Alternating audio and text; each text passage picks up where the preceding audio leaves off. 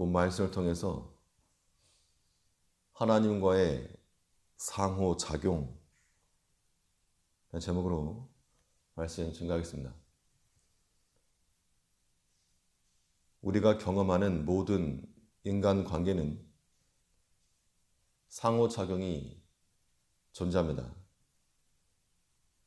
그래서 나와 상대방의 두 주체를 인정을 하고 또 존중할 때 거기서 바른 관계가 나오는 겁니다. 내가 말하는 것이 있으면 듣기도 하고 받는 것이 있으면 주기도 하는 것이 관계를 유지하는 길이 됩니다. 우리 성도들에게는 인간관계, 이 대인관계 말고도 하나님과의 관계인 대신관계가 있어서 하나님과의 그러한 상호작용을 이루며 살아가야 마땅합니다. 그러면 하나님과의 관계 속에서 어떠한 상호작용이 우리 가운데 있어야 되겠는가?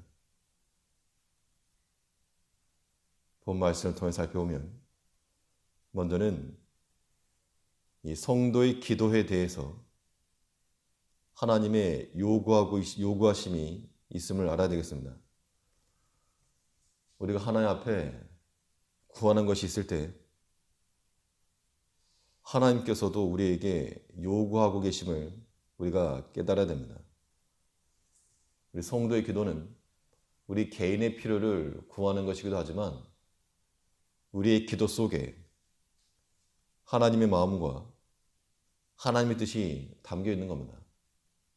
그래서 하나님께서는 자신의 뜻을 이루시기 위해서 그의 백성들이 때로는 간절하게, 때로는 아픔을 가지고, 또 때로는 눈물로 구하게 하시는 그런 기도를 거치게 하시는데, 즉 그 기도라고 하는 것은 우리의 필요를 채우는 것만이 아니고 하나님께서 우리를 향하신 그 요구를 순종하는 것으로까지 우리가 이해를 해야 됩니다. 즉 우리의 기도는 하나님의 요구가 있다라고 하는 것을 인지를 할 때 우리 기도가 더욱 깊어지는 겁니다. 그럼 하나님께서는 우리의 필요를 모르시는가? 우리가 기도하는 그 내용을 모르실 리가 없으신데 그럼에도 불구하고 우리가 기도할 때마다 바로바로 응답하지 않고 때로는 답답하리 많지 그러한 인내의 시간, 기다림의 시간을 주시는 이유는 하나님의 마음을 너희도 좀 알아라. 나도 너에게 요구하는 것이다. 그거 기대하시는 겁니다. 그러니까 우리가 기도함에 있어서 응답되지 않는다고 조급해할 것이 아니고 나를 향하신 하나님의 요구하심이 있음을 기억해야 되겠습니다. 우리 145절에서는 여호와여 내가 전심으로 부르짖었사오니 내게 응답하소서 내가 주의 율례를 지키리이다. 하나님 앞에 전심으로 구했는데 간절함으로 구했다는 겁니다. 왜냐하면 아직 응답이 이루어지지 않아가지고 하나님 앞에서 하나님께로부터 응답받기를 바라는 마음으로 전심으로 간절히 구한 거죠. 하나님께서 우리의 형편과 처지를 모르실 리 없는 겁니다. 그럼 하나님께서 왜 구하기 전에 행동하지 않아 주시는가? 우리가 간절히 원하는 것이 있는 것만큼 하나님께서도 우리를 향하여서 간절히 원하시는 것이 있는 겁니다. 그럼 무엇을 원하실까? 하나님은 도대체 나에게 무엇을 원하시는가?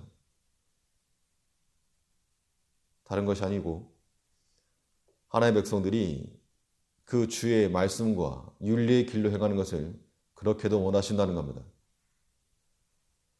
하나님께서 우리에게 협상을 원하시는 것이 아니고 우리에게 순종을 원하십니다. 내가 이렇게 구했으니까 기도에 응답해 주시오.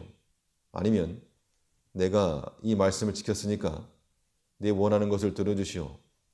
라고 하는 식의 접근이 우리 가운데 있어서 안 되고 하나님께서 우리에게 순종을 요구하시는 겁니다. 응답은 하나님께로부터 나는 주권이요. 하나님의 권리임으로 우리가 아무리 간절하게 기도한다고 해서 당연히 되어지는 건 절대 아닙니다. 우리의 간절한 호소나 율법을 행한 대가로서 응답되는 것이 아니고 오직 하나님의 은총으로서만 우리가 응답받는 겁니다. 그렇기 때문에 우리는 하나님의 요구에 먼저 순응을 하고 그 다음을 기다리는 것이 마땅한 자녀됨의 자세인 겁니다. 사람이 자기 입장만 말하고 자기 구할 것만 구하고 돌아선다 그러면 그건 관계 깨자는 겁니다. 우리가 하나 앞에 이렇게 나와서 무엇인가 구하는 것이 있고 간구하는 것이 있는데 그것만 구하고 돌아서면 바른 대신 관계를 이루는 것이 아닙니다. 우리의 간절한 기도 가운데, 아픔의 기도 가운데 하나님께서 또한 우리에게 요구하시는 것 기억해야 됩니다. 한나가 자녀 없음으로 인해서 격동을 받고 그 아픈 마음을 가지고 간절히 기도했습니다. 그 개인적으로 보면 자녀를 달라고 하는 그런 아픔의 기도였지만 그 개인의 기도 속에 이 영적 흑암을 만난 사사시대를 끝내고 싶어 하시는 하나님의 뜻과 그 마음이 담겨 있다는 겁니다. 그 때문에 그 개인의 기도는 단지 개인의 요구를 이루기 위한 기도가 아니고 하나님께서 자신의 뜻을 이루시기 위해서 기도하게 하시는 겁니다.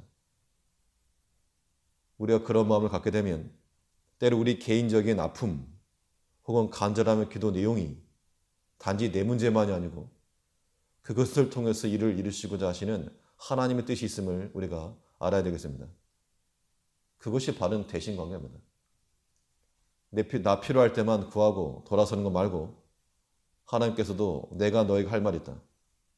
나도 너에게 요구하는 것이 있다. 그 요구를 듣고 순종하는데 하나님께서 우리에게 다른 걸 요구하시는 것이 아니고 그 율례 가운데 거해라.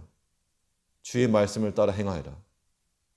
오직 그것만이 우리에게 요구하시는 것을 알아서 우리 기도와 더불어서 하나님의 말씀 속으로 순종 속으로 항상 들어갈 줄 아는 우리가 되어야 되겠습니다. 우리 하나님과의 관계 속에서 어떤 상호작용을 이루어가야 되겠는가? 오직 주의 말씀에 구원의 길이 있음을 우리가 알아야 되겠습니다. 우리 기도하는 내용이 무엇인가 하면 응답해 달라고 기도하는 겁니다. 혹은 구원해 달라고 기도하는 겁니다. 그런데 하나님께서는 자비하시게 그 응답과 구원을 이미 말씀 속에서 우리에게 주셨기 때문에 그 말씀을 잘 지키고 순종하면 너에게 응답이 가는 것이고 구원의 길이 열릴 것임을 우리가 말씀하고 있습니다. 사람이 살아가면서 필요한 것을 얻는 것이 학교에서나 직장에서나 아니면 마트에서나 물건을 구할 수 있어도 이 구원이라고 하는 것은 그 어디에도 없고 오직 주의 말씀만 있기 때문에 하나님이 구원하여 주시기를 바라는 모든 자들은 다 그 말씀 앞으로 집결되어야 됩니다. 146절에서는 내가 주께 부르짖어 싸우니 나를 구원하소서. 내가 주의 증거를 지키리다. 구원하심 또한 하나님께 속한 주권이므로 하나님의 뜻과 그 허락하심 아래서만 구원이 일어난다는 겁니다. 이 구원함을 얻으려면 구원의 능력이 있는 하나님께 자꾸 찾아가야 됩니다. 실력 있는 사람을 꽁꽁 묶어놓고 있으면 그 사람을 통해서 일이 이루어지지 않고 반대로 일할 수 있도록 자유롭게 풀어놓으면 구석구석 필요한 것 그건 다 일을 이룬다는 겁니다. 하나님의 구원은 그 말씀을 따라 이루어지므로 우리가 그 주의 증거와 윤리를 지키고 또 순종하는 것은 하나님께 일하실 수 있는 기회를 드리고 하나님께로 다 패스하는 겁니다. 우리의 상황과 형편이 어려울 때 구원의 길이 따로 있는 것이 아니고 이미 우리에게 주신 순종하기 어렵고 부담스러운 그 말씀이 우리의 구원의 길이 되는 겁니다. 그러므로 우리가 우리의 생각 내려놓고 하나님께서 요구하시는 바, 우리에게 제시하시는 그 말씀의 길을 걸어가는 것, 이것이 우리가 응답함을 받고 구원함에 이르는 길이 되는 겁니다.